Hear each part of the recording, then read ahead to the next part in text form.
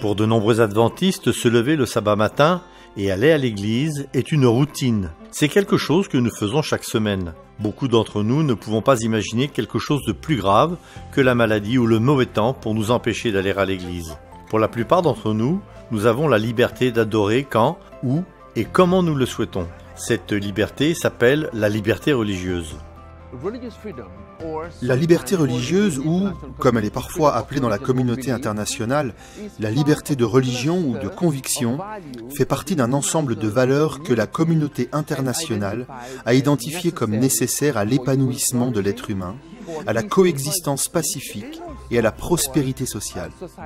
Dieu est à la racine de la liberté religieuse. Dieu a créé la liberté. Et la raison pour cela est très simple.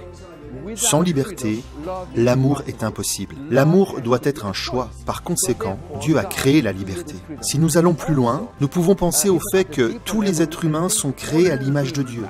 Donc, si Dieu est libre, alors l'image de Dieu doit aussi jouir de la même liberté. La liberté religieuse est fondamentale à l'accomplissement de la mission de l'Église adventiste, à la fois sur le plan théologique et pratique.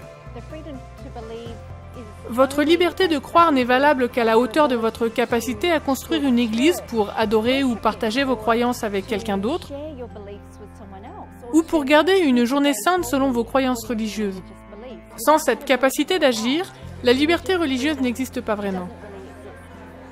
La liberté religieuse est généralement perçue comme une lutte pour le droit de culte de l'Église adventiste ou pour le droit personnel des adventistes à adorer. Mais au département des affaires publiques et de la liberté religieuse, le PARL, au siège de l'Église mondiale, les adventistes poussent la liberté religieuse un peu plus loin. Une des choses pour lesquelles je suis très fier de notre Église est que nous ne protégeons pas seulement la liberté religieuse pour les adventistes du 7e jour. Nous reconnaissons que la liberté religieuse est un don de Dieu et que nous ne pouvons contraindre qui que ce soit à le suivre.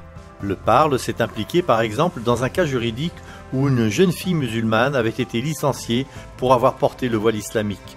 Les représentants du PARL soutiennent les droits des personnes d'autres confessions pour leurs efforts à défendre leur liberté religieuse, ce que le PARL préconise être un droit essentiel que Dieu a voulu pour chaque être humain.